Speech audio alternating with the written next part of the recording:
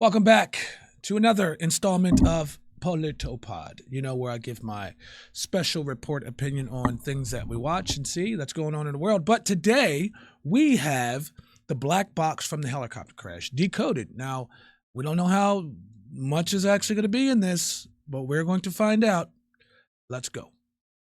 Finally released the contents of the Blackhawk's flight recorders, and it paints a very interesting picture. Not to step on the lead, but the Blackhawk didn't hear all the tower's radio transmissions. First, the NTSB confirmed that this was a check ride. They were doing a combination of an annual and night vision goggle qualification flight. The NTSB believes that due to the nature of this flight, they were using night vision goggles. If the pilots took the night vision goggles off, they're required to have a discussion amongst themselves that they're going to go unaided. This discussion never happened on the cockpit voice recorder, leading the NTSB to believe that they had night vision goggles on during the accident. When wearing night vision goggles, a pilot's peripheral vision reduces from 180 degrees down to 40. That makes it very difficult to see anything you're not looking directly at. In this part of the flight, the helicopter was following Route 1 and Route 4 of the helicopter routes. The NTSB notes that while these are depicted on the charts, there's no defined boundaries. However, pilots are expected to stay under the maximum height limits.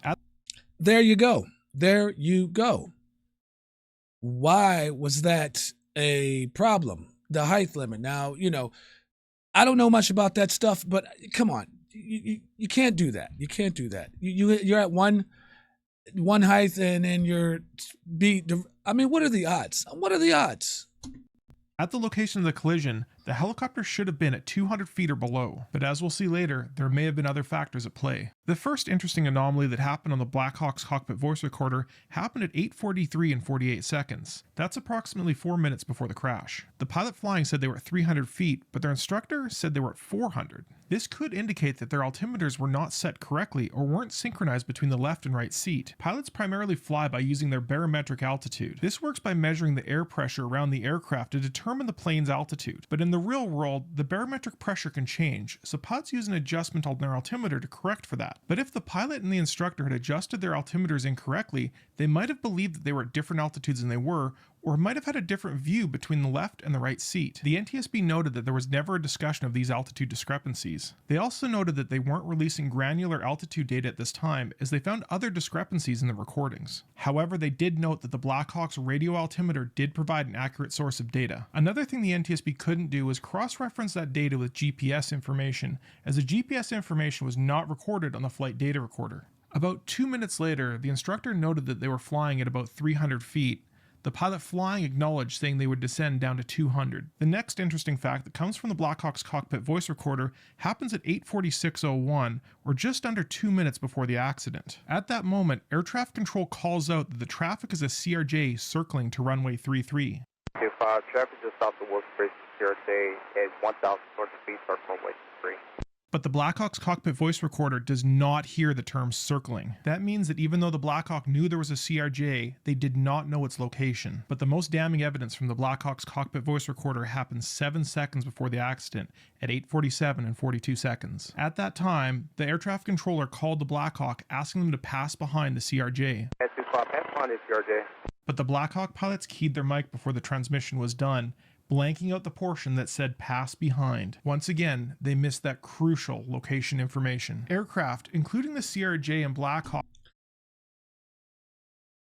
Sounds like somebody's just not doing what they're supposed to be doing correctly. To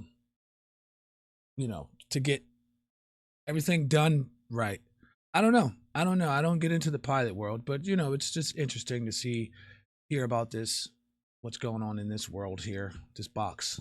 Because everybody wants to know, right?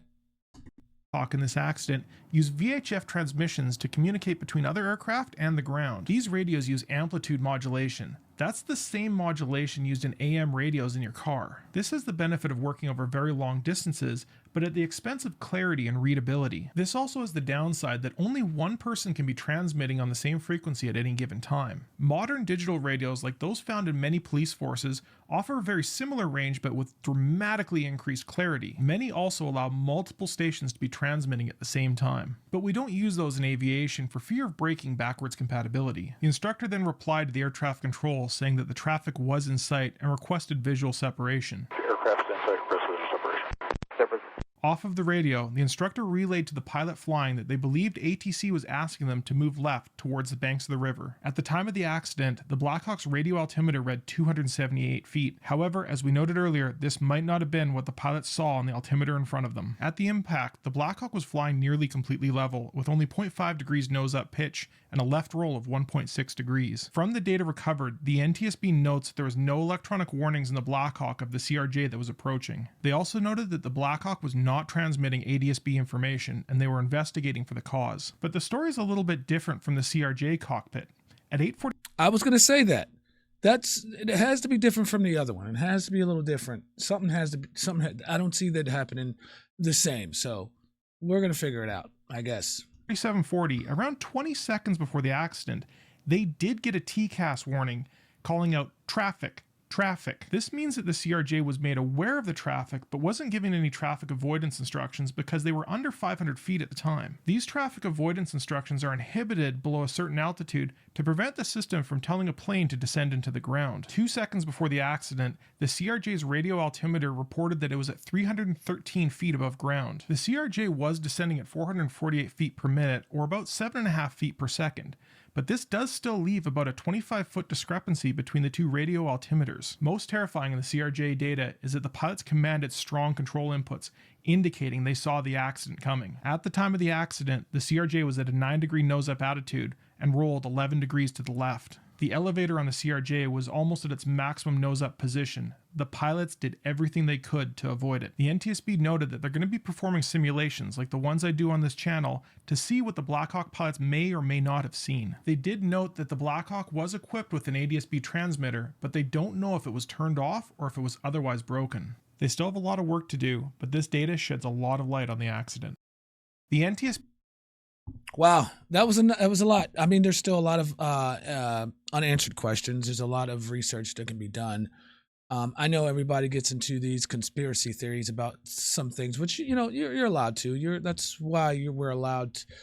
We have a brain to do those things, and those can be fun. And sometimes people can take them too far, and then it just gets dangerous. But if you're going down a rabbit hole, make sure you just be safe with everything, your information, especially when you're giving it to someone else. That's just my suggestion. You can do what you want at the end of the day, but I don't know. There's a lot of unanswered questions. I don't know if I'm going to go down. I'm just going to wait for more information to pop up. I'm not going to go do any more research about it. I'm just going to wait for the information to come out. All right. If you have some information, put it down in the trusty old comment section, and then we can always have a conversation about it. Always have a conversation about it. All right. That's all I have for this one. Until next time, thank you for joining us on Politapod. Oh, make sure if you want to, you don't have to, subscribe. I'm just going to keep doing these regardless. But thank you for your views and your attention. Until next time, we'll see you again. Bye.